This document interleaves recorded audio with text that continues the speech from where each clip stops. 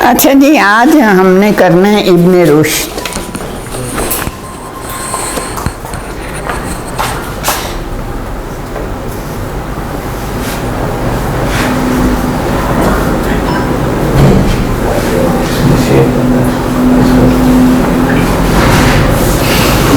इब्ने रुश्द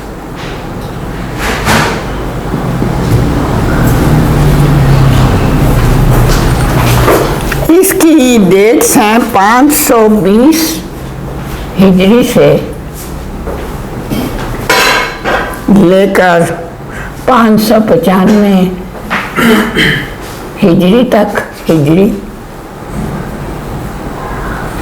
और ईस्वी में हैं 1126 से लेकर 1198 तक ईस्वी।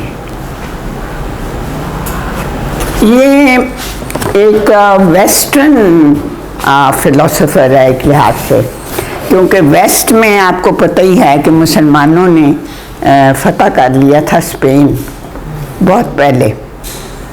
जो अल दाखिल था बनु उमैया का एक वली अहद, वो जब यहाँ बनु अब्बास आए तो उसने एक जहाज़ पकड़ा और लेकर वो निकल गया यूरोप की तरफ। तो फिर उन्होंने फतह कर लिया स्पेन, तारिक बिन ज़ियाद ने। अच्छा, फिर वहाँ पे हुकूमत कायम हो गई बनु उमैया की, तो जो बड़ा अच्छा कायम रही। और उनका जो था एक या क्या कहें करतबा शहर है, आपको पता होगा शायद इसका, कोर्डोवा इंग्लिश में कहते हैं। तो वहाँ पे पैदा हुआ इब्ने रुश्द। और इब्ने रुश्द के ज़माने तक जो ट्रांसलेशंस थी अरबों ने शुरू की हुई थी, जो काम पहले से शुरू था वो ज़्यादा बेहतर हो गई थी। क्योंकि आपको पता है जब हम ट्रांसलेट करते हैं ना तो कई लफ्ज़ों का हम सही तर्जुमा नहीं कर सकते, और कई किताबों का भी अरबों को नहीं पता था। लेकिन यहाँ पे आते आते काफ़ी, क्योंकि वक्त गुजर चुका था, तो लिहाजा एक better understanding developed among the Muslims about Aristotle के बारे में।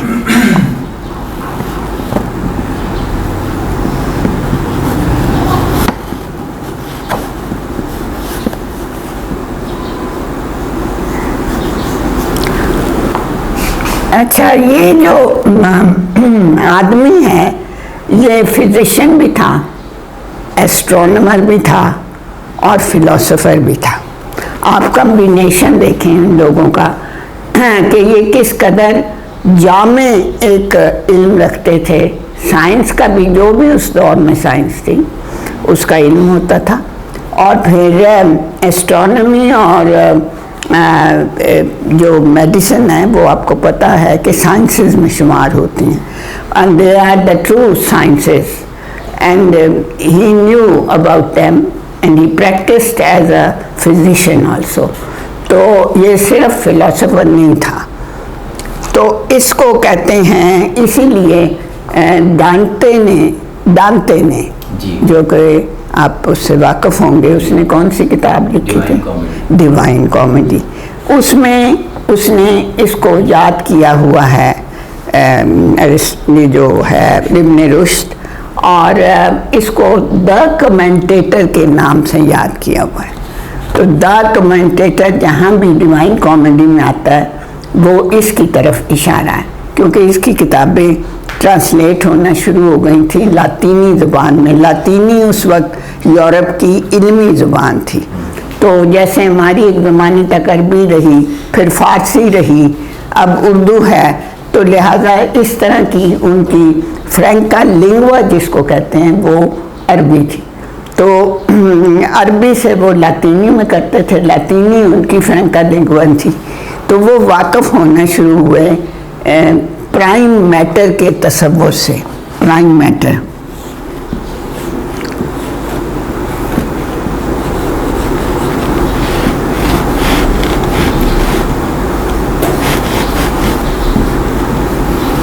और ये तसव्वुर उन्होंने लिया इब्न रुश्द से। ये आपको नजर आ रहा है, प्राइम मैटर। अब प्राइम मैटर जो है वो उसका क्या मतलब है? उसका मतलब ये है कि शुरू में कुछ भी नहीं था, लेकिन फिर मैटर ज़रूर था। एक यानी रुश्द ने खुदा कहा है और उसने भी कोई इसी किस्म का जुमला इस्तेमाल किया है अरस्तु ने, लेकिन वो खुदा पे यकीन नहीं रखता था, लिहाजा उसने कुछ थोड़ा सा फ़र्क इससे इजहार किया हुआ। फर्स्ट कॉज वो कहता था इसको, फर्स्ट कॉज अरस्तु।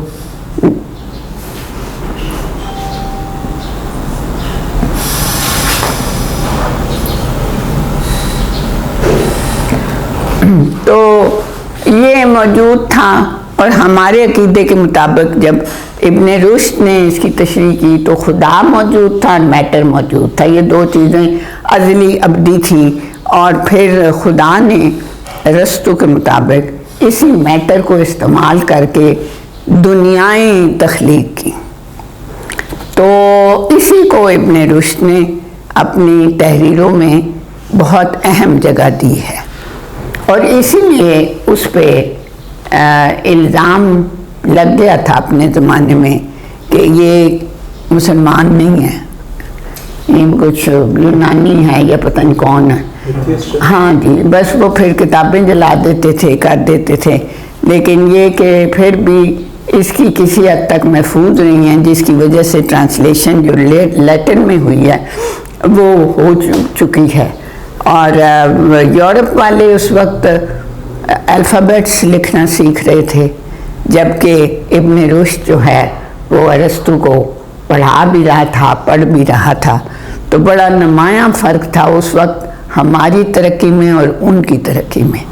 ये अलग बात कि वो अब फिल्मों में ये दिखाते हैं कि जी आपने पता नहीं वो फिल्म देखी है द वाइकिंग्स, एक सिलसिलावार फिल्म थी इंग्लिश की वाइकिंग्स। कौन सा, 2-3 वाइकिंग्स बन चुके हैं, एक तो रिचर्ड के ज़माने रिचर्ड बर्टन का, वो नहीं, ये रीसेंट जो है जिसमें किस्तें भी थी। तो उसमें वो उन्होंने दिखाया हुआ कि स्पेन वाले इतने जाहिल थे कि वो सजदे में जाते थे, वो सारी नहीं उठाते थे। तो जब वो सारी नहीं उठाते थे, वो जाके इस तरह मजाक कर रहे हैं, उनके शहरों में घुस गए हैं, उनको होश ही नहीं, वो नमाजें पढ़ रहे हैं, सजदे कर रहे हैं और उन्हें पता ही कुछ नहीं दुनिया का कि भाई ये यहाँ पे दुश्मन आ चुका है। तो ये तो अब मजाक की बात है ना, असल में तो उन्हें सब कुछ पता था। और ये नहीं कि वो सजदे में जाते थे, सजदे से उठते ही नहीं थे, पर ये भी कमाल ही दिखा दिया उन्होंने। ये इसका मतलब है कि they are unaware of the Muslim culture का पता ही नहीं, तो ऐसी फिल्म बना देते हैं। तो इसलिए अब तो रिप्रेजेंटेशन बड़ी गलत होती है। जो मैंने एक पुरानी वाइकिंग देखी हुई है ना, उसमें ये नहीं था, उसमें वो इंग्लैंड पे हमला करते हैं और इंग्लैंड वाले तो ज़ाहिर है क्या सजदा करेंगे, लेकिन वो उनसे हार जाते हैं क्योंकि वाइकिंग्स बड़े वहशी और ब्रूटल किस्म के लोग थे, तो इसलिए वो जंग जीत जाते थे। बहरहाल ये तो एक तसुरात हैं जो कि गलत किस्म के हमारे कल्चर के बारे में मौजूद हैं वेस्ट में, और उसका इजहार वक्तन फ़वक्तन। और बड़ी हैरत की बात है कि पुरानी फिल्म में इतना प्रेजुडिस नहीं दिखाई दे रहा जितना कि नई फिल्म जो बनी, जो आपने भी देखी मैंने भी देखी, उसमें है। यानी कि बजाय इसके कि उनको अब पता भी चल चुका है बहुत कुछ, क्योंकि उनके यहाँ जेंटलिस्ट हैं जो कि बताते भी हैं, लिखते भी हैं और कम्युनिकेट करते हैं। इसके बावजूद उनकी प्रेजुडिस का ये आलम है कि उन्होंने अब की फिल्म में ये दिखा दिया कि वो सजदा करते हैं तो सारी नहीं उठाते, वो ये ठुड्डे मार रहे हैं, कर रहे हैं, वो सर नहीं उठा रहे। तो अब तो वाकई सर नहीं उठाने वाली बात यह है, और जिन्होंने उठाया था गज़ा में उनको भी मार पीट ही है, बस क्या कहें। लेकिन बहरहाल उस ज़माने में ये नहीं था। They were very alert people, they had an army भी थी। ये तो नहीं कि ऐसे शहर में घुस जाए कोई आके, समुंदर के रास्ते वो आते थे। Anyhow this is up to them कि भाई वो अपनी इस्लाह करते हैं कि नहीं करते। अच्छा जी, अब आगे आता है कि यहाँ पे 3 चीज़ों की वजह से उस पर लगा था इल्ज़ाम लगा था। एक ओरिजिन ऑफ द वर्ल्ड, ये इब्न रुश्द पे जो कुफ्र का फतवा जारी हुआ था उसकी वजूहात ये थी। ओरिजिन ऑफ द वर्ल्ड,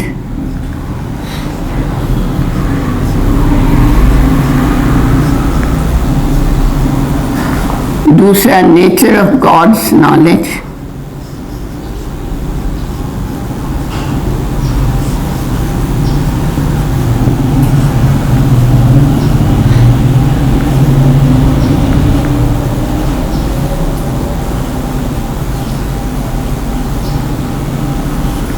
और तीसरा है इमॉर्टैलिटी ऑफ द सोल।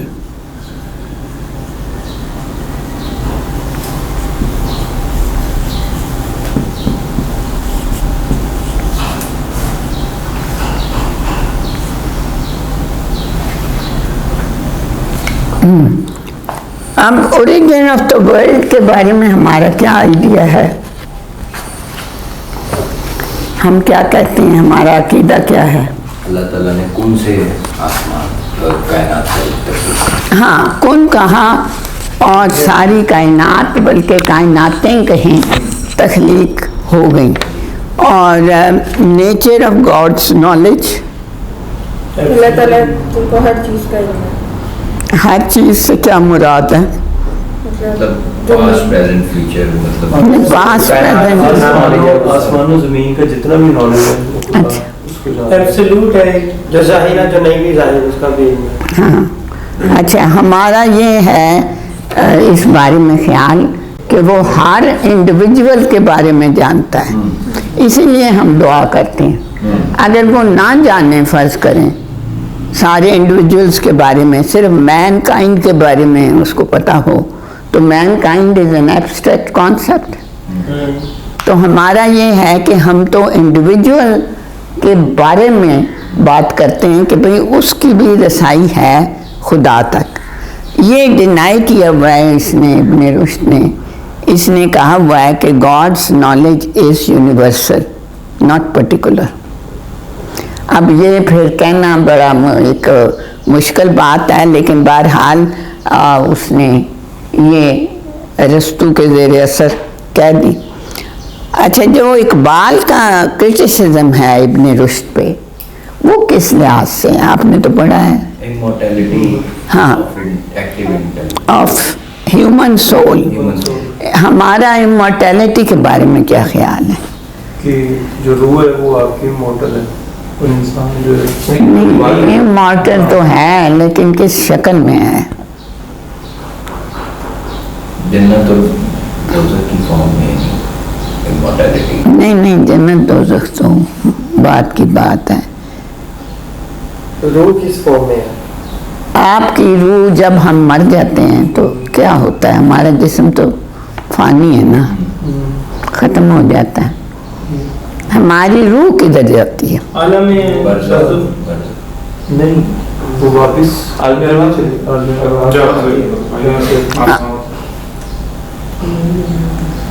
किस शक्ल में जाती है? नहीं, इमैटेरियल तो है कि इसीलिए पेरिशेबल नहीं है ना। स्पिरिट की फॉर्म, एनर्जी, मैटर नहीं, एनर्जी मैटर तो हमेशा पेरिशेबल होता है। मैटर जो है उसकी तो बात ही नहीं हो रही, सोल की बात हो रही है। हमारा ये अकीदा है ना कि जिस्म मर जाएगा लेकिन हमारी रूह जिंदा रहेगी, हमारा तो ये अकीदा है। लेकिन इब्न रुश्द का ये था कि हमारी रूह जो है वो ऑर्गेनिक मैटर है। He distinguishes between soul and matter,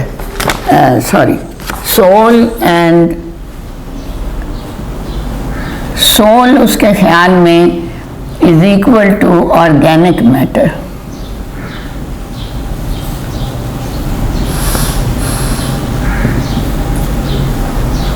ये आजकल भी वही नहीं कहते? आजकल की छोड़ दें, आजकल पता नहीं हम क्या कहते हैं। नहीं, साइंसदान जो कहते हैं। साइंसदान की तो बात नहीं ना, मतलब आप की रूह को वो कम से कम कहता है कि ये तो एक ऐसा ड्राइविंग फोर्स है जो कि जिंदा जिस्म को कायम रखता है। तो ये कोई इकबाल के नजदीक नहीं आ जाता। अल्लामा ने तो लेकिन तनकीद की है, नजदीक कैसे? नहीं, तनकीद को छोड़ देना, आप वैसे बताएं। उस हवाले से देखें तो फिर तो ये हाँ, अगर इस हवाले से देखें तो कोई मुखालफत की वजह नहीं समझ आती कि क्यों अल्लामा ने अपने लेक्चर्स में रुश्द की मुखालफत की हुई है। लेक्चर्स में वो वाज़ेह तौर पर लिखते हैं कि loss the fruitful idea of immortality of soul. अच्छा, उसकी वजह ये है कि इसके सिस्टम में सोल और एक्टिव इंटेलेक्ट में डिस्टिंक्शन है। ये इसका अपना व्यू है, अरिस्टोटल का भी नहीं है। सोल और एक्टिव इंटेलेक्ट,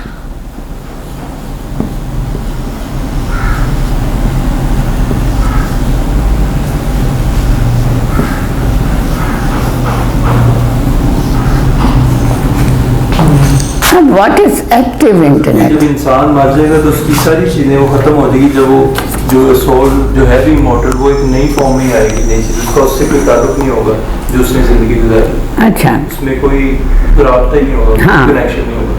तो एक्टिव इंटेलेक्ट क्या चीज़ है? एक्टिव इंटेलेक्ट जो इंसान की है, इंसान का शऊर है। ठीक है, चलें आगे चलें फिर। किस चीज़ का शऊर? शऊर तो मुझे इस चीज़ का भी है कि मैं गद्दुस्तान में बैठी हूँ, आपको लेक्चर दे रही हूँ। कायनात के बारे में, उसका अपनी जात के बारे में नहीं, उसमें असल में इंटेलेक्ट की भी कई किस्में हैं। एक है इंटेलेक्ट इन एक्शन, एक है एक्टिव इंटेलेक्ट। तो what can be the difference between the two? दोबारा रिपीट कीजिए। एक है एक्टिव इंटेलेक्ट और एक है इंटेलेक्ट इन एक्शन। जो एक्शन है वो आपका कॉन्शियस माइंड होगा, और दूसरा सबकॉन्शियस हो सकता है। एक्शन मतलब एक्टिव इंटेलेक्ट ये है जो कि हम हमारे अंदर एक वो एक फोर्स ही अगर आप लगा लें कि जो कि चला रही है हमारे शऊर को कि हमने क्या सोचना है, कैसे सोचना है, अपने आप को करना कैसे। लेकिन जब हम वो फिर उसको अमल में लेकर आते हैं तो वो फिर शायद इंटेलेक्ट इन एक्शन फिर आ जाता है। एक्टिव वो सोल से तो नहीं ड्राइव होती? नहीं, सोल से होती, फिर वो खत्म हो जाती।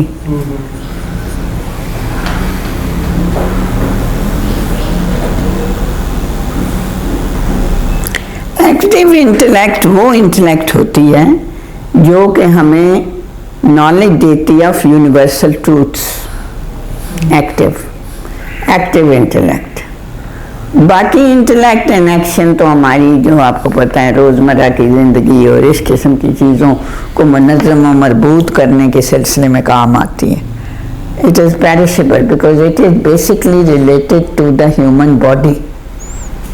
तो बॉडी जब नहीं रहेगी तो फिर उसके क्या खाना, न पीना, न पहनना, न कोई और अमल, तो फिर इंटेलेक्ट इन एक्शन भी नहीं रहेगी। लेकिन एक्टिव इंटेलेक्ट रहेगी क्योंकि it is connected with the mind of the universe and that mind has the knowledge of all the universal truths. लिहाजा at death what will happen? Our body will perish, intellect in action will perish, but active intellect will go back to the universal mind of the universe. और ये उसका जुज़ है, इब्न रुश्द का। हाँ, इब्न रुश्द की ये जो जुज़ है उसका, और ये उसी में जाके मिल जाएगी। और जब मिल जाएगी तो क्या होगा? किस में मिल जाएगी? एक्टिव इंटेलेक्ट जो है जाके माइंड ऑफ द यूनिवर्स जो है, ये भी यूनिवर्स का फिर समझ ये भी इमॉर्टल हो जाएगी ना? नहीं इमॉर्टल तो है, तभी तो जा रही है ना, बॉडी की डेथ के बाद तभी जा रही है कि इमॉर्टल है। लेकिन ये किधर जाएगी, क्या करेगी, मतलब किस हैसियत में करेगी? इन्फिनिट हो जाएगी। जी जम हो जाएगी फिर। हाँ, जम हो जाएगी, जो सूफी जिस तरह कहते हैं ना, ये वो चीज है। मतलब वो जो हाँ। वादतुल वजूद टाइप। हाँ वही वही चीज है कि ये वहदतुल वजूद जो तसव्वुफ में आपको दिखाई देता है, वो इसी की एक शक्ल दिखाई देती है, कम से कम हमें तो दिखाई दे रही है कि भाई active intellect will go back to its original source which is mind of the universe, and it will forget all the personal things about this man with whom she or he was attached. अब उसको मैं she कहूँ कहीं कहूँ, जम किस में हो जाएगी? Mind of the universe. वही जो अल्टीमेट। हाँ वो उसके लिए अल्टीमेट है ना।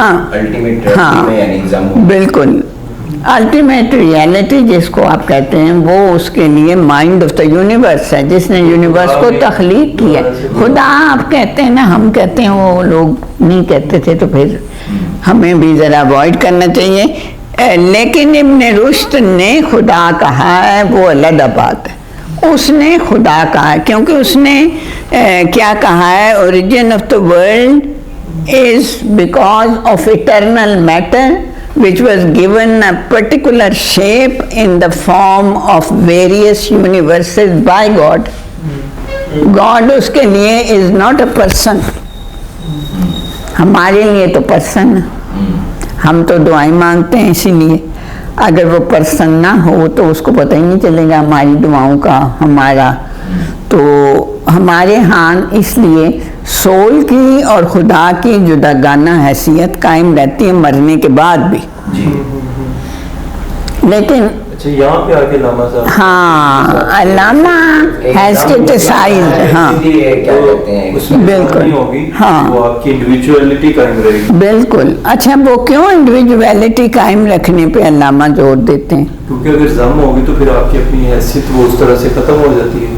वो खुद ही जिसका जिक्र वो करते हैं इतना, वो खुद ही का तो मकाम ही कोई नहीं रहता, वो तो she will forget everything about, तो सारा जो आपने अमल भी किया वो भी खत्म हो जाता है, ना जन्नत है ना दोज़ख है ना कुछ है। सब कुछ खत्म। लेकिन ना अगर जिस्म फना हो गया और ये सोल जो है ये जिस्म के साथ कनेक्टेड एक ड्राइविंग फोर्स है, तो ये भी ख़त्म हो जाएगी और एक्टिव इंटेलेक्ट इस सेंस में ख़त्म हो जाएगी कि वो हिस्सा थी माइंड ऑफ द यूनिवर्स का, and she will go back to the original source and it will lose all consciousness, ख़त्म कर। हाँ, तो वो खुद ही जो डेवलप की थी उसका क्या होगा? खुद ही तो इंडिविजुअल है ना, खुद he is an individual concept. आप एज एन इंडिविजुअल जो कुछ करते हैं उससे आपकी खुद ही डेवलप होती है, तो फिर आप इंडिविजुअल तो रहेंगे ही नहीं। इसलिए अल्लामा इब्न रुश्द के खिलाफ है। अच्छा जी, एक और ये बता दें,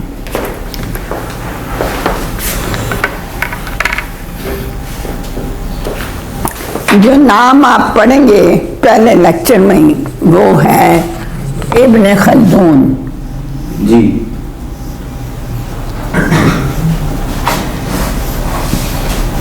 इब्न खल्दून,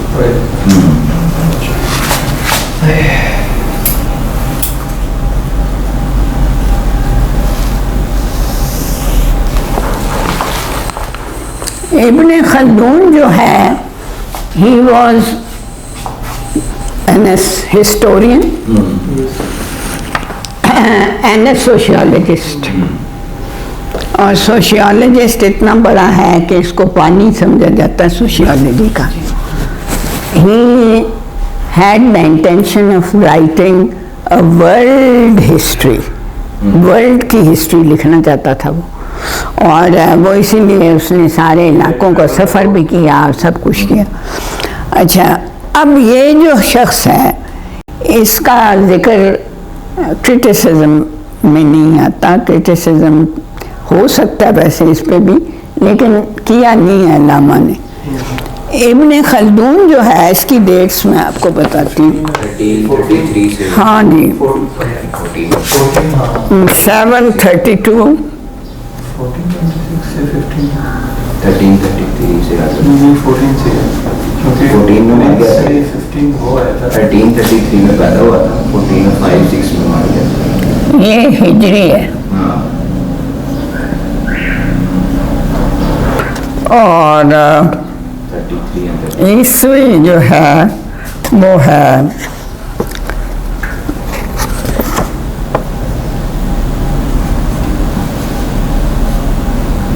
1406 ईस्वी।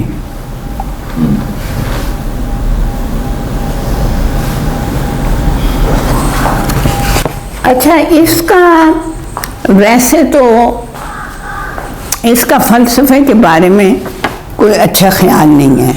मतलब he since he was a scientific, he had a scientific mind, he didn't approve of philosophy, and he said that it is not possible to have metaphysics, क्योंकि मेटाफिजिक्स कहती है कि we are the, I am the science of ultimate reality.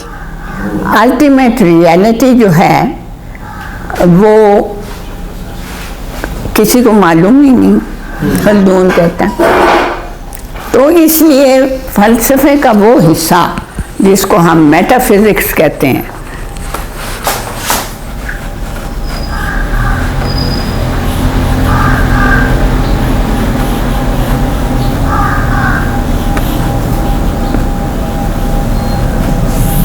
वो एक ख़याली science है।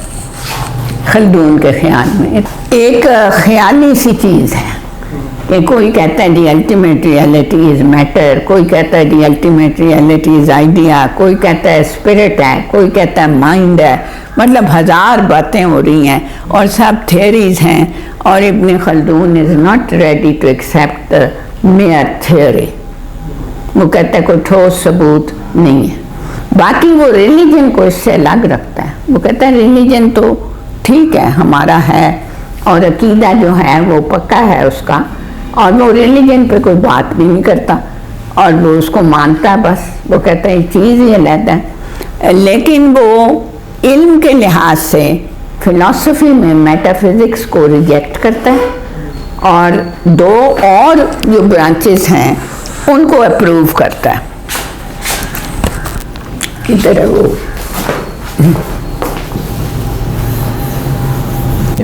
नहीं है ना, इसको डिसअप्रूव करता है, कांटा लगा दें। और वो करता है लॉजिक और डायलेक्ट्रिक।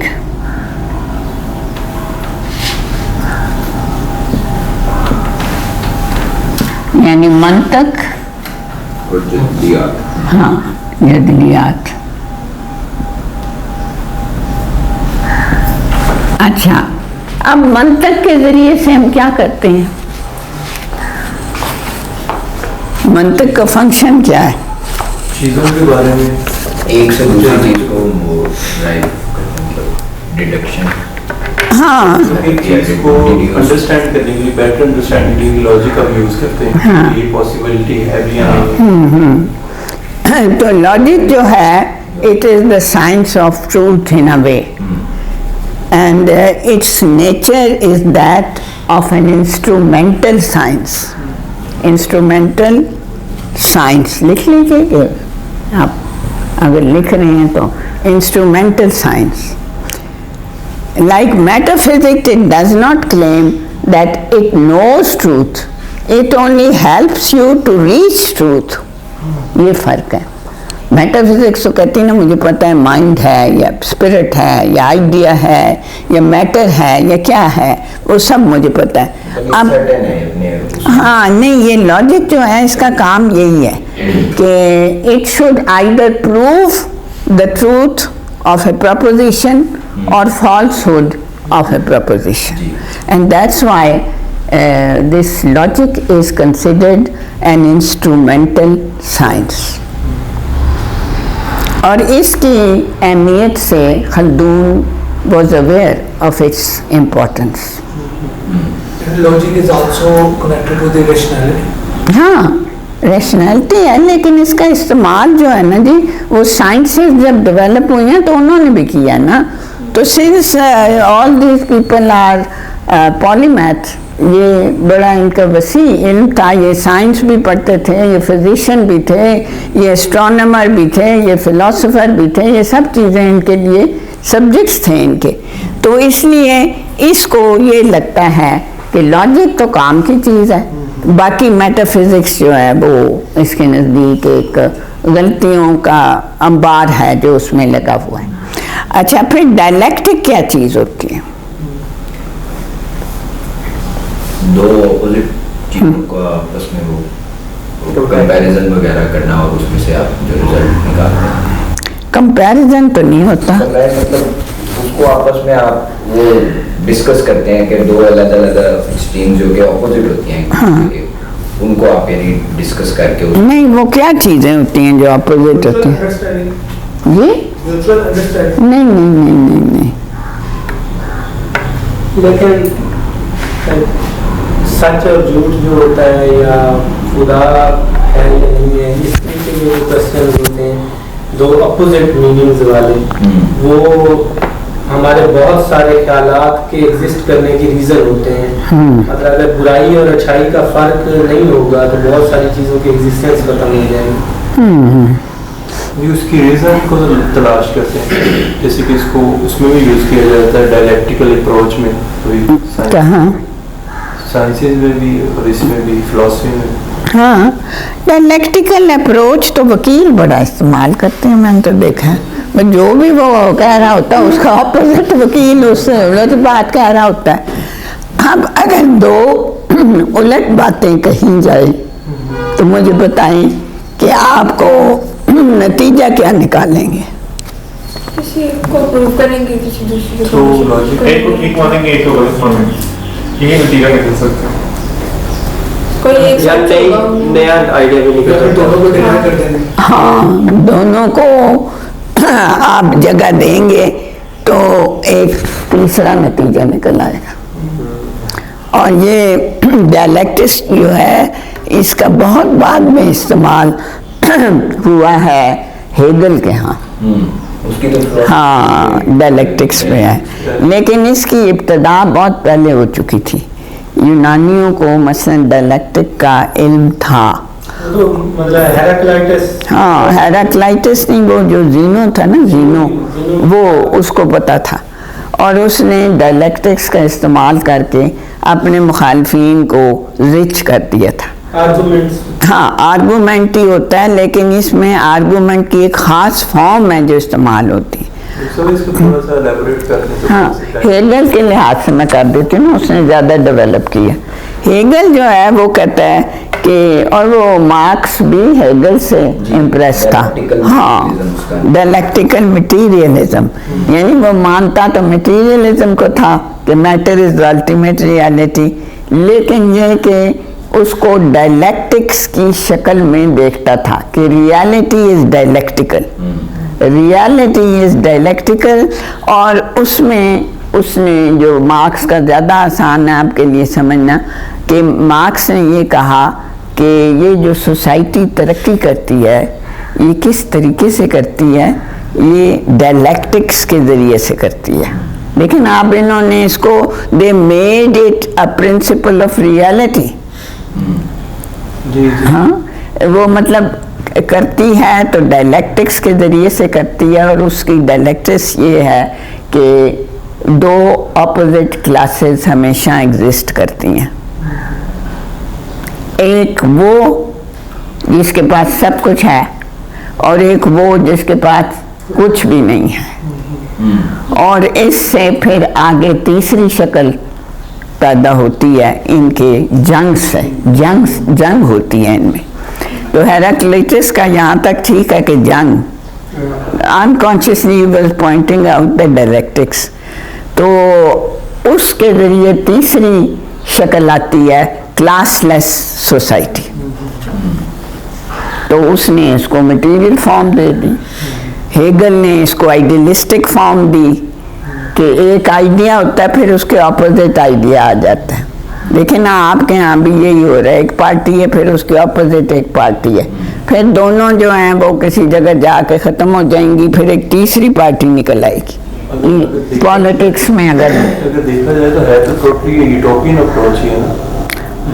नहीं, यूटोपियन तो नहीं है, नहीं मार्क्स नहीं यूटोपियन नहीं है, इसलिए कि मार्क्स की तो मटेरियलिज्म भी है ना। मैटर जो कि मैटर को किस में लेता है, सोशियोलॉजी में अप्लाई करता है, तो वो इसका मैटर इंसान है और स्ट्रक्चर एग्जिस्ट करता है। हाँ, वैसे ये स्ट्रक्चर तो अब भी एग्जिस्ट कर रहे हैं। आप देख लें इस वक्त पाकिस्तान में अमीर बहुत अमीर होते जा रहे हैं और गरीब बहुत गरीब होते जा रहे हैं। मिडिल क्लास जो कि होनी चाहिए भी, क्लासलेस सोसाइटी के ऊपर बात कर रहा हूँ जी, उसके ऊपर क्लासलेस सोसाइटी बनाई तो है ना, चाइना के पास तो अब तक है, रशिया की खत्म हो गई, चाइना में क्लासलेस सोसाइटी। किस तरह से उसमें भी फर्क तो नहीं, उन्होंने दोनों को मिला लिया ना, उन्होंने, मैं आपको, हाँ, वो रशिया में क्लासलेस सोसाइटी उन्होंने जब एक्सपेरिमेंट किया for 70 years 75 years it worked. फिर पता नहीं अमेरिका की भी साजिश थी, उनके अपने अंदर भी कुछ डिफेक्ट्स थे कि वो हलचल से वहाँ मच गई और वो जो सिस्टम था उसको उन्होंने रुखसत कर दिया। तो इसलिए अब आपको वहाँ अमीर भी दिखाई देते हैं, गरीब भी। अब चाइना ने इससे ये सीखा, माओ ने यही सोसाइटी दी थी। माओ का किताबें पढ़े ना, वो क्लासलेस सोसाइटी की बात करता है। लेकिन जो बाद के लोग हैं ना, ये जो शी जिनपिंग और ये बैठे हुए हैं और इनसे थोड़े पहले के भी, वो उन्होंने ये कहा कि भाई ये रूस में तो फेल हो गया तो हमें इससे सबक सीखना चाहिए। तो उन्होंने partly it is capitalistic system and partly नहीं अथॉरिटेरियन भी एज ए ट्रेड के तौर पे देखें तो वो कैपिटलिस्ट सिस्टम ही उसको उधर अप्लाई करते हैं। हाँ, लेकिन ये कि उन्होंने वैसे रखा हुआ वो मतलब दोनों की कॉम्बिनेशन। फिर उन्होंने ये भी किया कि हांगकांग क्योंकि बरतानिया की कॉलोनी रही है ना, तो वहाँ पे उन्होंने नहीं ये अप्लाई किया अपना सोशलिस्ट निज़ाम, उनको आज़ादी है। और इसी तरह ताइवान भी जब इनका हिस्सा बन जाएगा, वैसे भी है तो चीनी, हाँ वो भी कैपिटलिस्ट सिस्टम में रहेंगे, वो नहीं इनको छेड़ेंगे। तो उन्होंने दोनों को कंबाइन किया क्योंकि उन्होंने रूस से ये सबक सीखा, क्योंकि वो प्योरली क्लासलेस सोसाइटी थी। तो फिर उसका नतीजा ये था कि लोग काम नहीं करते थे, तो ये डिफेक्ट था फिर। तो एनी हाउ ये तो अब इसको यूटोपियन तो हम नहीं कह सकते क्योंकि ये अप्लाई भी हुआ है, रूस में हुआ है। फिर अगर वहाँ ये नाकाम हुआ है तो फिर चीन ने और शक्ल उसकी निकाल ली है। तो डायलेक्टिक्स तो है, डायलेक्टिक्स तो वर्क कर रही है ना कि एक क्लास बहुत अमीर है हद से ज़्यादा और दूसरी बिल्कुल ख़त्म। लेकिन डॉक्टर साहिबा अगर अलामा के पॉइंट ऑफ व्यू से देखा जाए फिर तो डायलेक्टिक बहुत अहम चीज़ है, क्योंकि ये एक जो तीसरी चीज़ क्रिएट करती है दो के बाद, चाहे उसे आप बाय प्रोडक्ट कहें या उन दोनों से सुपीरियर चीज़ कहें, उसकी इंडिविजुअलिटी को तो लेके आती है ना एक अलग चीज़ की, जो नहीं चार चीज़ वो कहते हैं जिसकी वजह से आप ये कह रहे हैं। आपका आर्गुमेंट मुझे समझ नहीं आया। नहीं मतलब जो खुदी है, हाँ, वो एक इनफरादी चीज होती है। हाँ, आप तो फिर खुदी की तरफ चले गए ना, वो तो फिर लेकिन मैं आइडिया में या किसी थॉट में या दो अपोजिट चीजों में जो चीज उसको अलग बनाती है, मुख्तलिफ बनाती है, उसकी वो बेस तो होती है ना। होती है, तो वो एक नया आइडिया होता है। नहीं हो, लेकिन अल्लामा का डायलेक्टिक होने के बावजूद वो इस तरफ तो नहीं है, वो मैटर पे नहीं इतनी बात करते। वो for them the ultimate reality is idea, he is an idealist. तो इसलिए हम उनको भी इस नज़र से देखें तो फिर आपको कोई तीसरी चीज निकलती, आइडिया क्या है, एक आइडिया फिर अपोजिट आइडिया फिर एक दरमियाना आइडिया फिर वो बन जाता है, एक आइडिया फिर दूसरा आइडिया फिर इस तरह वो। तो ये डायलैक्टिक बड़ी इम्पोर्टेंट मेथड है of philosophy and of sciences also. If somebody wishes to apply it in various sizes, it is in various forms it is applicable.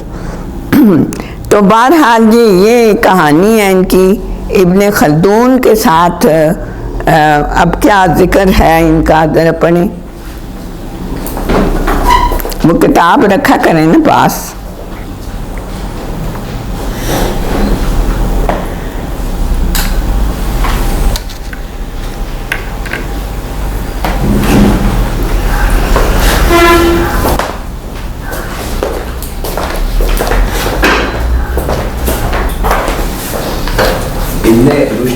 Ibn Khaldun जी, इब्ने रुश्द तो कर लिया आपने ने, मोर्टेलिटी का वो क्रिटिसाइज करते हैं कि भाई इसने इंडिविजुअल मोर्टेलिटी इमॉर्टेलिटी इतनी अहम तसव्वुर था उसको ख़त्म कर दिया और उसको यूनिवर्सल बना दिया और खुद ही कहाँ गई, और ये फिर इनके सिस्टम में फिट नहीं हो रहा। इब्ने खल्दून हैज ऑल्सो मेंशन किसी खास तरह की सेल्फ का जिक्र किया हुआ है।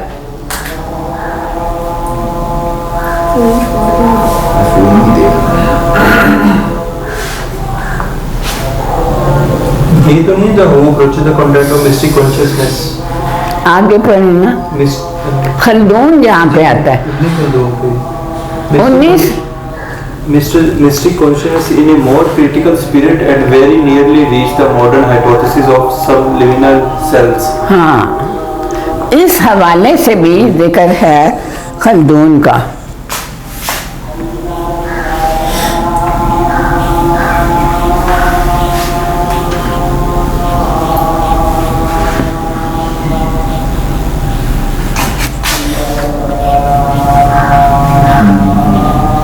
देखें खल्दून का इस हवाले से भी जिक्र है कि वो किसी जगह पे उलमा कहते हैं कि ये सबलिमिनल सेल्फ का जिक्र करता है। तो what is this? This term was actually coined bye W.H. Muir। एक बंदा था, उसने ये कॉइन की थी टर्म, लेकिन ये जो है ये रिलीजन के सिलसिले में काम आती है। तो इसका भी जिक्र है यहाँ पे। ये वो हिस्सा है हमारी कॉन्शियसनेस का जो कि पीछे रहता है और डिवाइन रियलिटी के साथ इन टच रहता है, डिवाइन रियलिटी के साथ इन टच रहता है। कॉन्शियसनेस का वो हिस्सा जो ज़रा पीछे रहता है, पीछे रहता है मतलब वो आपके रोज़मर्रा में इतना वो नुमाया नहीं करता अपने आप को।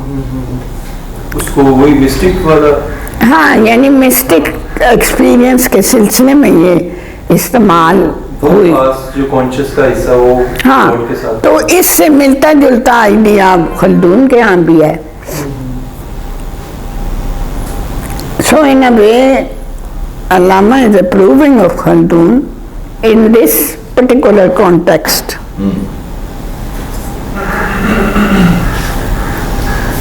ये subliminal self जरा थोड़ा elaborate कर देते हैं। Elaborate उन्होंने इस तरह किया है कि देखें आप लोग जो कुछ अब यहाँ तो इतना वो झूठ हो गया ना कि मैं अब यहाँ की तो मिसाल दे नहीं सकती आपको। लेकिन ये कि एक बंदा अगर कहता है कि भी मेरा जो मुकालमा है वो हुआ है डिवाइन रियलिटी से, जैसे पैगंबर कहते थे, तो ये जो मेयर था ये कहता था कि ये it is not an abnormal state of mind, क्योंकि जो मॉडर्न है ना वो तो फ्रॉइड के ज़रिए से इसको एक एबनॉर्मल स्टेट ऑफ माइंड कहते हैं कि अगर आप बैठे हुए हैं अच्छे भले हैं और जाके उधर से सो के आते हैं, कहते हैं मेरा तो मुकालमा हुआ था। तो अब यहाँ आजकल तो झूठ है, ये मैं कह दूं आपसे, आजकल आप बिल्कुल यकीन ना करें इस पे, लेकिन ये प्रॉफिट्स के बारे में और वलियों के बारे में है। तो उनको जब वो ख्वाब में, हालत ख्वाब में या हालत शऊर में किसी खुदा से या किसी पिछले पैगंबर से राब्ता होता था, तो वो मुमकिन है क्योंकि उनकी एक सबलिमिनल सेल्फ है जो कि मौजूद होती है हमारे अंदर, लेकिन उसका हम इस्तेमाल बड़ा कम करते हैं, इसलिए कि अक्सरियत जो है वो उसको डेवलप नहीं करती उस सबलिमिनल सेल्फ को। नहीं, हम तो जाहिर है कि डिनाई करेंगे ना। अब डब्बा पे सारे आ गए, वो जो मर्जी कहें, हमें तो नहीं यकीन आएगा। यहाँ इस सोसाइटी में तो ये है, और ख़ुद अमेरिकन सोसाइटी में कोई गुरु बना हुआ है, कोई कुछ बना हुआ है, और वो कहते हैं हमसे खुदा मुकालमा करता है, तो उनकी बात को कौन माने? मैं तो नहीं मानूंगी, वैसे वो अमेरिकन मानते हैं। जी आपने कहा कि अब अगर इस टर्म को माइंड में जो है, ये जो अनकॉन्शियस माइंड में बैठे हैं, अगर ये अनकॉन्शियस का नहीं वो कहते, लेकिन मैं had not use the word unconscious. Unconscious तो वो चीज़ है जो कभी आपको पता ही नहीं चलती, वो ऐसी ख्वाहिशात होती हैं जो कि सोसाइटी अप्रूव नहीं करती, और क्योंकि उसका डिसअप्रूवल होता है इसलिए वो आपके शऊर में आती कभी नहीं। वैसे लाशऊर में हो सकते तो हाँ, दबी हुई हाँ। आपने कहा कि ये जो टर्म है ये हमारे माइंड का वो पार्ट है, अगर हम इसको ये इस्तेमाल में आए तो जैसे कि सोकर उठकर आए तो उन्होंने कहा जी कि हम तो वो पुराने तो कहते थे अल्लाह ताला से या किसी पैगंबर से गुफ्तगू हुई, तो अगर आज के मौजूदा दौर में कोई शख्स बहुत ज्यादा रिलीजन के करीब होता है और कुरान मजीद को बहुत गौर व फिक्र करता है, बहुत ज्यादा रिलीजन के बारे में स्टडी करता है, उसके बाद अगर वो जाके रेस्ट करता है और ये जो उसके माइंड का जो हिस्सा है ये एक्टिव हो जाता है और वो उठकर आकर हमसे कहे या वो कहे भी नहीं, वो खुद सोचे इस बारे में कि मेरी गॉड से या किसी पैगंबर से बात हुई है या राब्ता हुआ है, तो क्या हम उसको कहेंगे कि गलत है या नहीं? आजकल तो हम नहीं कुछ कह सकते, हो सकता है सही हो सकता है ना सही। ये चीज वैसे hallucination की तरफ भी तो आपको हाँ, वो भी हो सकता है, साइंस ने तो उसको hallucination कहा है। अच्छा, तो हम उनके बारे में तो यकीन से कुछ नहीं कह सकते, लेकिन इसका आगे चल के आपको जो पता चलता है ना, वो विलियम जेम्स का जहाँ जिक्र आता है उससे पता चलता है। मैं आपको बताती हूँ आप किस तरह से डिस्टिंग्विश कर सकते हैं। वो ये ऊपर रहने दें। अच्छा, फिर इसके बाद William James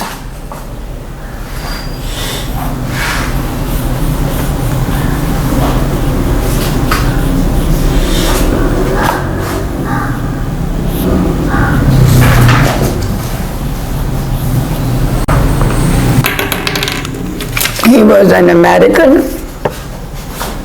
He was born in 1900 and dates मुझे सही नहीं याद रहती, 1842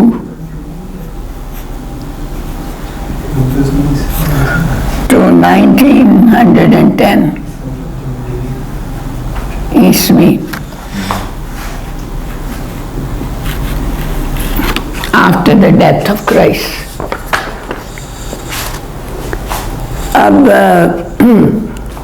He was born in New York and he had a brother also who is known as Henry James, and they were a rich family and that's why they traveled with their father to various countries of Europe. मेरा गला बिल्कुल जवाब देगी।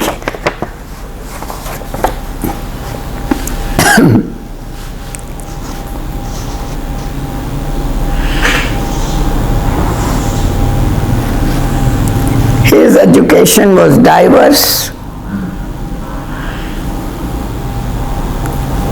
both of them had a diverse education. He was a linguist,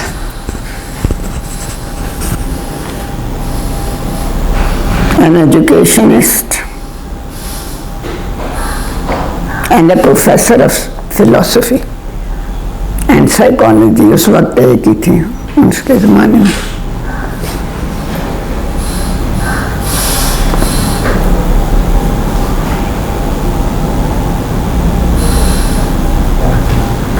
अब इसका जो भाई है वो नावल लिखता था और ये जो बेटा है दूसरा William James, he was a philosopher and psychologist.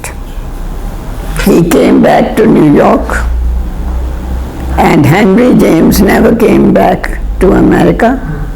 He traveled and all his novels are about those countries where he had been staying. And this man, William James, came back to New York and studied medicine at first, then specialized in physiology. Then his interest also became apparent in psychology, and he developed a special branch of psychology which is known as physiological psychology.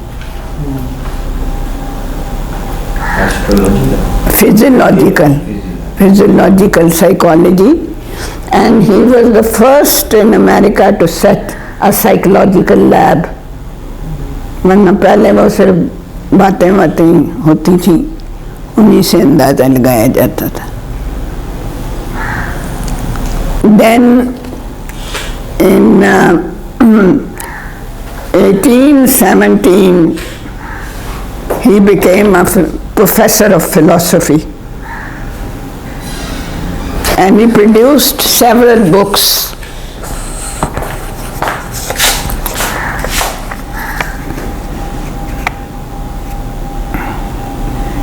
The Will to Believe,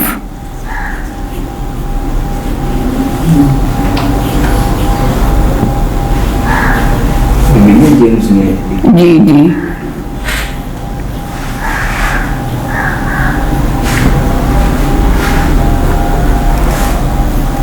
In 1897 professor बनते ही उसने एक किताब लिखी, and then he wrote the book Varieties of Religious Experience.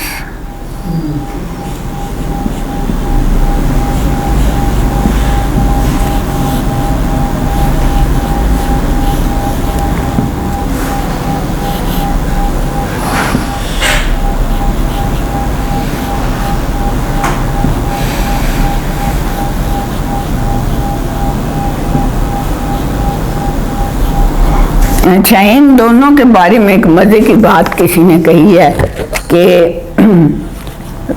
William James was a philosopher but he writes like a novelist, और Henry James was a novelist but he writes like a philosopher.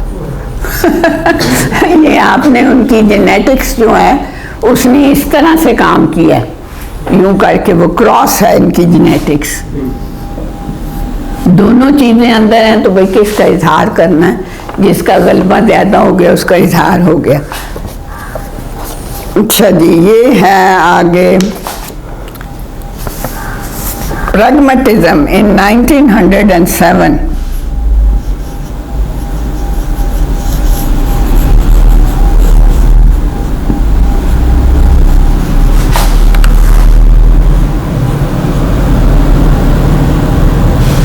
ये 1902, ये 1907.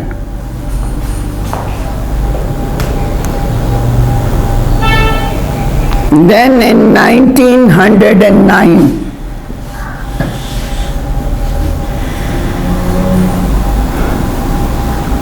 The Meaning of Truth.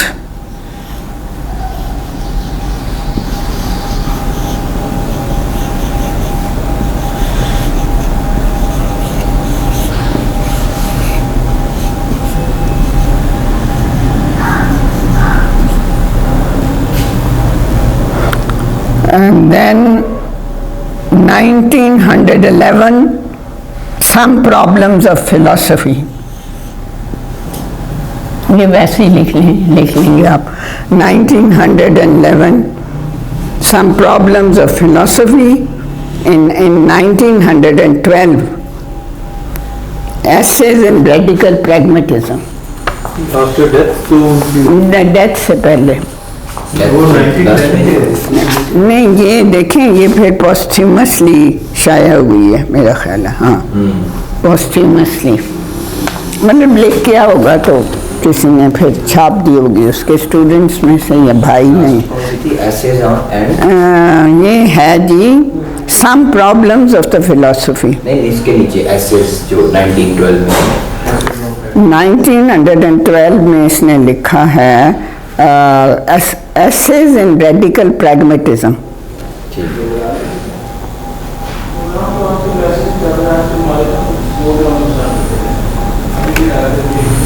अच्छा, अब आप जो बात कह रहे थे ना, पहले इसको थोड़ा सा हम कर लेते हैं इसकी फिलॉसफी को, फिर वो बात खुद ही क्लियर हो जाएगी जो आपने पूछी थी कि भाई वो क्या किया जाए. अगर आप कोई कहता है तो उसको क्या किया जाए, कैसे टेस्ट करेंगे. अब इसमें एक टर्म जो 2-3 दफ़ा इस्तेमाल हुई है वो आपने देखा है कि एक तो खैर ये कहता था, एक बात मैं वैसे आपको बता रही हूँ, उसका कोई ताल्लुक़ तो नहीं है अल्लामा की फ़लसफ़े से, लेकिन ये कहता था कि जो भी किसी शख्स का टेम्परामेंट होता है, his philosophy is based on his temperament. Some people are soft-minded, the others are hard-minded. Soft-minded philosophers are usually idealists, and hard-minded philosophers are scientists. ये उसका था. अब इसको चाहे आप माने न माने ये एक अलग बात है, क्योंकि कई फ़लसफ़ी इससे आपको फ़र्क भी शायद दिखाई दें, लेकिन बहरहाल ये भी इसका फ़लसफ़ा था कि भाई जो शख्स नरम मिजाज होता है वो आइडियलिज़म की तरफ झुकाव होता है उसका, और जो सख्त मिजाज होता है वो साइंटिस्ट होता है. इसका ये मतलब नहीं कि वो बंदा जो है आपके साथ सख्ती करता है. मसलन अगर आप उसकी क्लास में देर से आए हैं, वो कहता है क्यों देर से आए हैं, चलो निकल जाओ, ये करो, ये बात नहीं वो कर रहा. ये एक और टेम्परामेंट की बात कर रहा है जो कि हमारे मिजाज का हिस्सा होती है, और उसका अमूमन हमें पता नहीं चलता कि हम सॉफ्ट माइंडेड हैं कि पता नहीं हार्ड माइंडेड हैं. उसके लिहाज से वो उसने फ़िलॉसफी को इंडिविजुअल्स के, अफराद के टेम्परामेंट पे डिपेंड किया, मिजाज जो उनका है. हाँ, साइकोलॉजी भी थी ना साथ, बहुत सी चीज़ें साथ थी, लैब भी तो बनी हुई थी.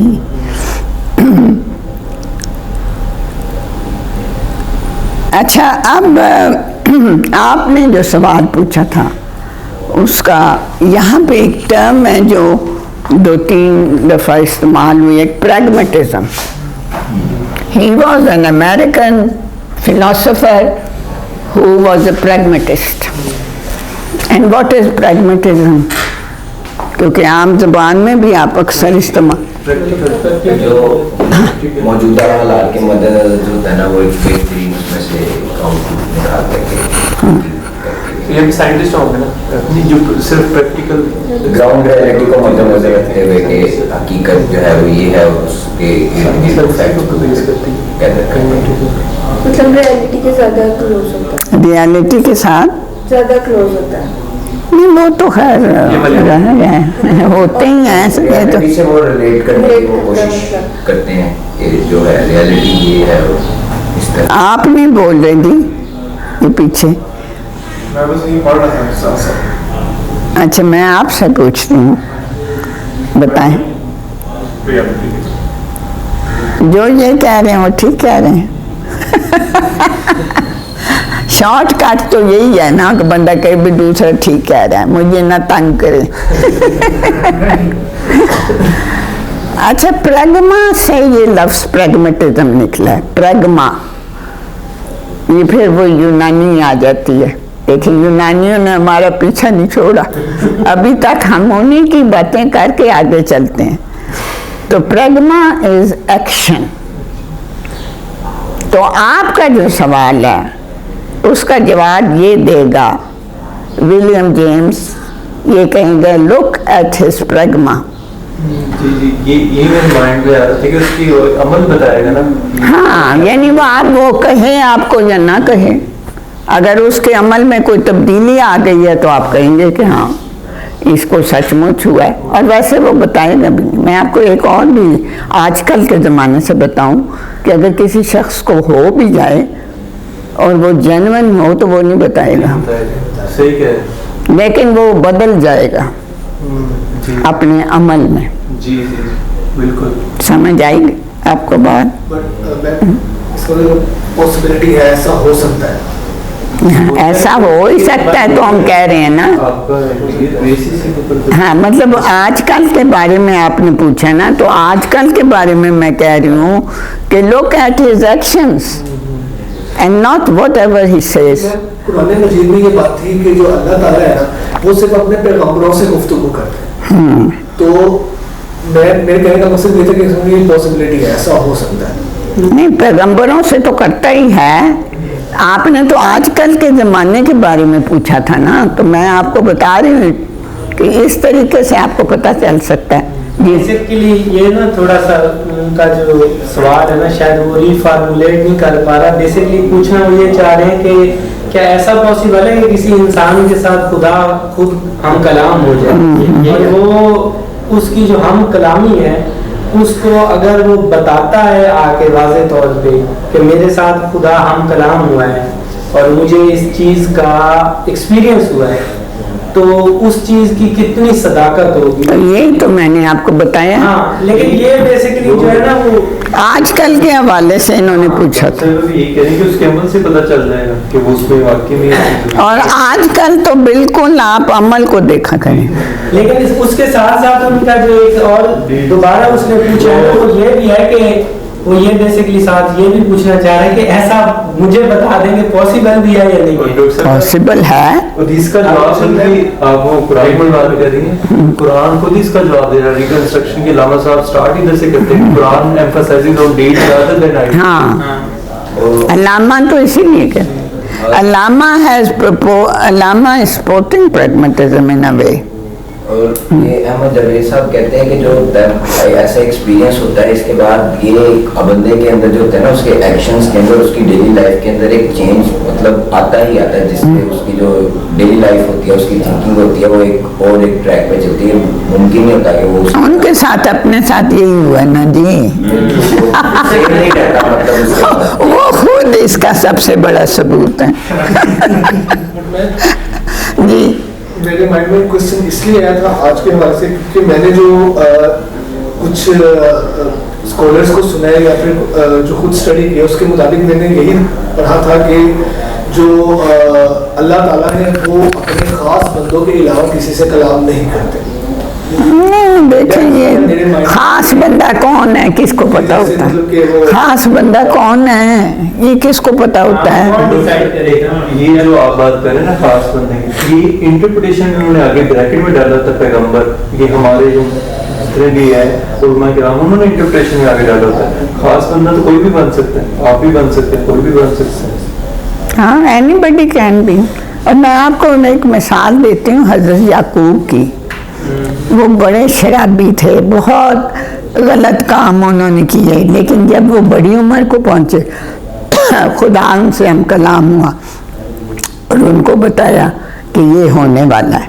तो अब ये लोग कैसे मानेंगे? ये आप देखें, हमारे जैसे तो नहीं मानेंगे, लेकिन ये कि जब वो उनके अमल में तब्दीली आई तो फिर लोग मानना शुरू।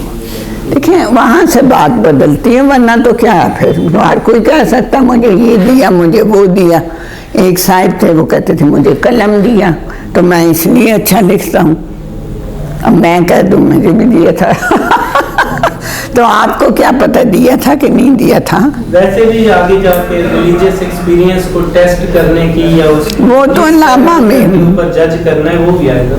वो भी प्रैग्मेटिज्म ही होगा, वो विलियम जेम्स की टर्म है। हाँ जी, क्या पूछना चाहते हैं? अच्छा, आपने यूँ किया था ना। हाँ जी, आपने कहा ये जो सेल्फ है ये हमारा डेवलप नहीं होता, उसका क्या तरीकाकार इसको डेवलप करने का, कैसे? कोई तरीकाकार नहीं, खुदा की मर्जी, अगर हो जाए तो हो जाए। अभी तो हमने कहा है ना कि भाई किसी से भी खुदा हम कलाम हो सकता है, हमें नहीं पता कैसे हो जाए। लेकिन ये कि वो अगर वैसे आपको आके कहते हैं मुझसे खुदा बोला है, ये कहा है, वो कहा है, तो फिर आप क्या यकीन आजकल के ज़माने में तो नहीं करेंगे। साहब कहते हैं अमल से जिंदगी बनती है। हाँ बिल्कुल, अमल जो है वो आपका बदलता है तो फिर लोग मानेंगे, फिर आप उनको ना भी बताएं तो वो मानेंगे। ये तो इसलिए अमल पे ये प्रैग्मेटिज्म एक्शन पे जोर देता है। Pragma is action. डॉक्टर साहब वो जो टू काइंड टाइप्स वो बता रहे हैं उसकी कॉन्शियसनेस की, वो भी थोड़ा सा बता दें। कौन सी? विलियम जेम्स का अभी की बात करते हैं जो नहीं, वो सब अच्छा, वो ऊपर जो लिखा हुआ है उसका कह रहे हैं। विलियम जेम्स की बात कर रहे हैं, यहाँ पे इन्होंने मेंशन भी किया था जी कि पॉसिबल है, क्योंकि एक सेल्फ का हिस्सा पीछे रहता है। William James had taken this term from mayor and he says that इसकी जो लैब थी ना उसमें एक्सपेरिमेंट भी किया करता था। तो जो लोग कहते थे कि भाई हमें इस तरह का एक्सपीरियंस हुआ, तो उनको फिर बुला के वहाँ लिटा के उनसे बातें करके फिर वो तेरी बातें, मसलन उसमें ये पूछता था कि अच्छा आपने सुबह उठ के आज नाश्ता किया है? वो कहते थे इसका क्या ताल्लुक है हमारे रिलीजियस एक्सपीरियंस से? वो कहता था नहीं है, मतलब वो साइकोलॉजिस्ट के तौर पे जो चलना होता है ना वो करता था। तो ये टर्म जो है ये मेयर ने ईजाद की थी, लेकिन इसका इस्तेमाल विलियम जेम्स ने भी किया हुआ है। और टेस्ट रखा हुआ है प्रैग्मा। अमल में तब्दीली आती है तो फिर है, नहीं आती तो फिर ठीक है, फिर हम कलाम भी हुआ तो क्या हुआ। आजकल तो ख़ास तौर पे इसको ज़हन में रखें, क्योंकि अब डब्बा पीर बड़े हो गए हैं जो कहते रहते हैं कुछ, और ख़ास तौर पे जो बेचारे जाहिल देहाती हैं उनको पता नहीं चलता, तो वो फिर सारे उनको मानना शुरू कर देते हैं। और अमेरिका में भी इसी तरह अवाम उनके ऐसे ही हैं, वो किसी गुरु को, किसी पीर को मानना शुरू कर देते हैं, उसके लिए जाने कुर्बान कर देते हैं। वो एक पीर था कोई इनका, मुझे उसका नाम भूल गया, कि गुरु था एक, तो उसने अपना एक अलग गांव बसा लिया था। तो वैसे वो आदमी बड़ा गलत किस्म का था, और फिर जब उसको पुलिस पकड़ने आई तो वो गांव वाले जो हैं वो सारे अपनी जानें कुर्बान करने को तैयार थे, इस हद तक थे। नहीं, यहाँ भी हैं, यहाँ भी आप पीरों देखें, पीरों की औलादों में नहीं ये चीज़ें होती। ये नहीं होता कि किसी के बाप से अगर कोई हम कलाम हुआ था तो वो आगे बेटे में भी आ जाएगा। हम तो उनके बेटों को आगे, फिर नवासों को, फिर आगे पता नहीं किसको, सबको कर रहे होते हैं। और मैंने देखा है कि ये जो मखदूम हैं ये तो ठुड्डे भी मारते हैं। मुल्तान की साइड पे ये जो हाँ शाह महमूद कुरैशी का भाई जो है, हाँ वो भी, उसने एक दफ़ा ड्राइवर ने, पता नहीं इनका ड्राइवर था कि उसका अपना था, कोई गलत काम कर दिया तो उसने इस कदर बुरी तरह से ठुड्डे उसको मारे कि जिसकी हद नहीं। तो मतलब ये तो ऐसे लोग हैं, तो अच्छे लोग नहीं हैं, इनसे तो बच के रहें। ये ऐसी चीज़ें हैं। अच्छा जी, ये अभी तो एक लीनियल ऑर्डर चल चुका है ना, कि मतलब बंदा पीर था तो उसकी औलाद भी पीर होगी। हाँ, उसको मुकर्रर कर देते हैं कि मेरा जानशीन अदबी नशीन हो जाएगा। फिर जो मुकर्रर, देखें कोई किसी का जानशीन होता ही नहीं है। जिसमें खुद कोई टैलेंट होता है, कोई खूबी होती है, वो ही जानशीन बन जाता है बस। लेकिन जब सिकंदर आज़म कितना बड़ा कॉन्करर था, वो जब डेथ बेड पे था तो उसके जर्नैल इतना उससे डरते थे कि करीब नहीं आते थे। फिर बिल आखिर वो हकीम ने उन्हें बताया कि भाई ये मरने वाला है। तो वो जब करीब आके उन्होंने पूछा इस तरह से कि जी आपका कौन होगा जानशीन, हालांकि उसके बेटे थे, उसने कहा तुम में से जो स्ट्रांग होगा वो बन जाएगा मेरा जानशीन। उसकी जर्नैलों में बढ़ी। तो फिर जर्नैलों का ही हुआ। तो जर्नैल जो हैं वो जो अब आपस में लड़ने लग गए। तो भाई ये भी तो अलामत है ना कि वो नहीं एक दूसरे को मान रहे थे।